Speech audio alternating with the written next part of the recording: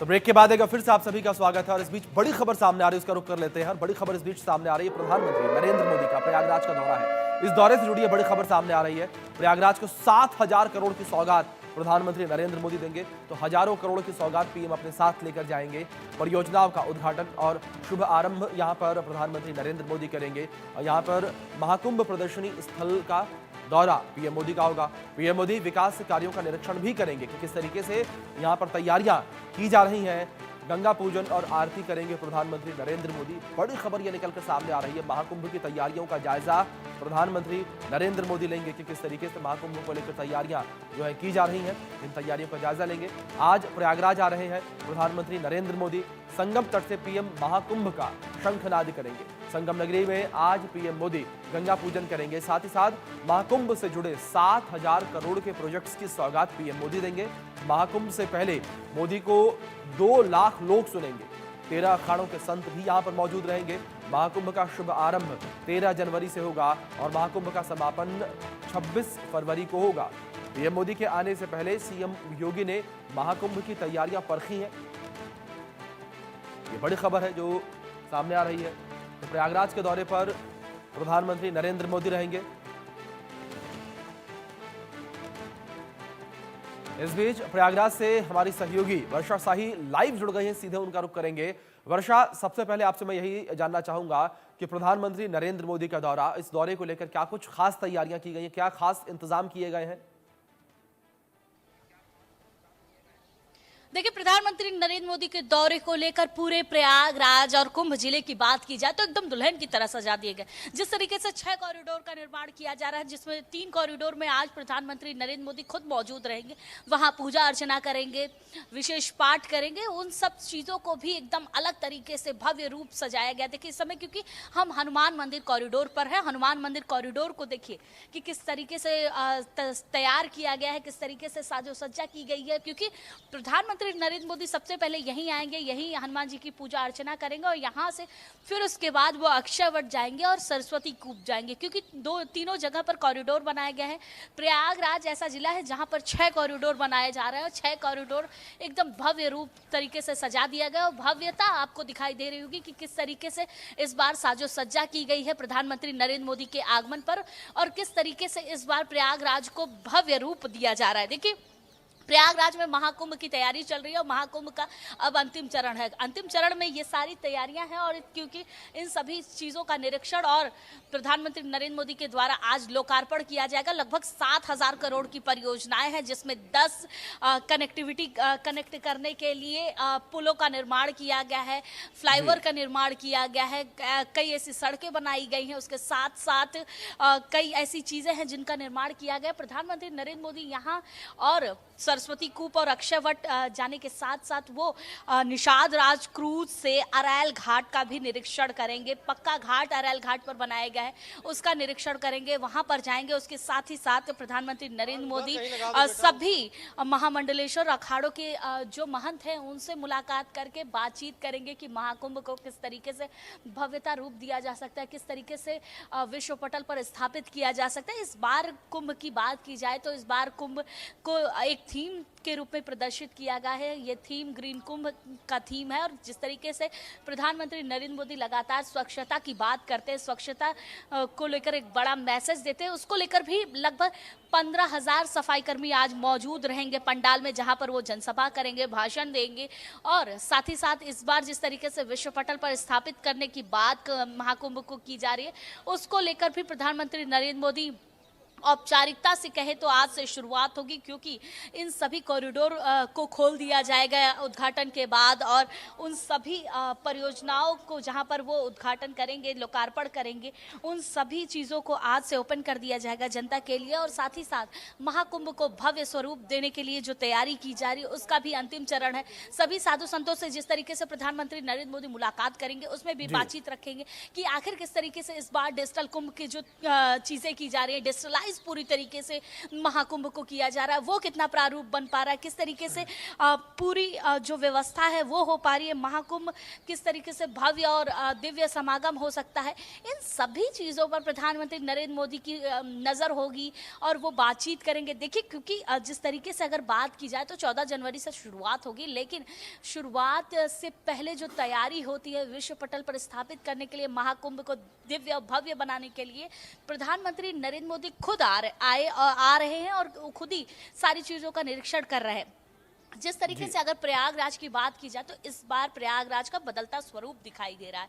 हर कोना प्रयागराज का भव्य और दिव्य हो चुका है, हर कोने में सनातन धर्म की रीति दिखाई देगी। प्रयागराज जिस तरीके से तीर्थों का राजा माना जाता है, त्रिवेणी संगम यहाँ स्थापित है। त्रिवेणी संगम के साथ साथ क्योंकि अमृत का पहला जो बूंद था वो प्रयागराज में गिरा था, जिसकी वजह से ये तीर्थों का राजा बना और यहाँ पर विशेष महत्व माना जाता है हर चीज़ का। तो इस सब चीज़ों को पूरे अगर सरकार की बात की जाए तो सरकार इस सब चीज़ों को ध्यान रख रही है कि सनातन धर्म की एक भी रीति यहाँ से टूटे ना, एक भी रीति यहाँ से जाए ना, और इसको विश्व पटल पर स्थापित करने के लिए ये सारी चीज़ें जो शुरुआत कही जा सकती है, इसको देखा जा रहा है, इसका निरीक्षण किया जा रहा है। प्रधानमंत्री नरेंद्र मोदी आज हर चीज़ों पर देखेंगे और डिजिटलाइज रूप देखेंगे कि आखिर महाकुंभ का डिजिटल रूप क्या है।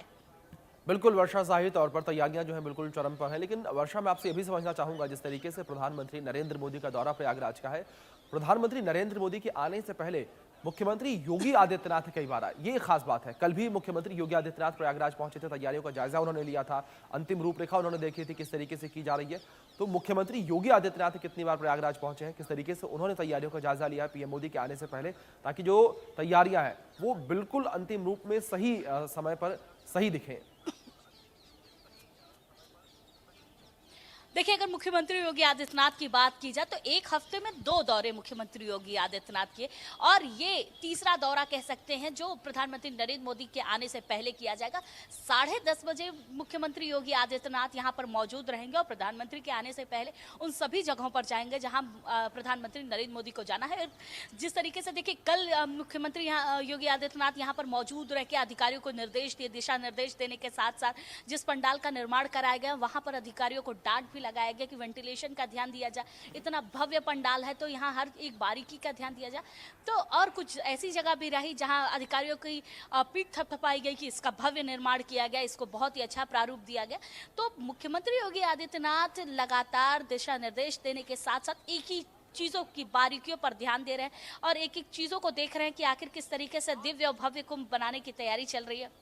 इस बार कुंभ को वैसे भी डिजिटल रूप दिया जा रहा है, एक अलग प्रारूप देखने को मिल रहा है, विश्व पटल पर स्थापित किया जा रहा है। इस बार महाकुंभ को देश विदेश से आने वाले दर्शनार्थी आएंगे और फिर कुंभ को देखेंगे कि आखिर कैसे एक जगह सनातन धर्म की रीति इकट्ठा हो जाती, कैसे साधु संत इकट्ठा हो जाते, एक साथ मंत्रोच्चारण कैसे हो जाते, इन सभी बारीकियों पर मुख्यमंत्री योगी आदित्यनाथ नजर रखें।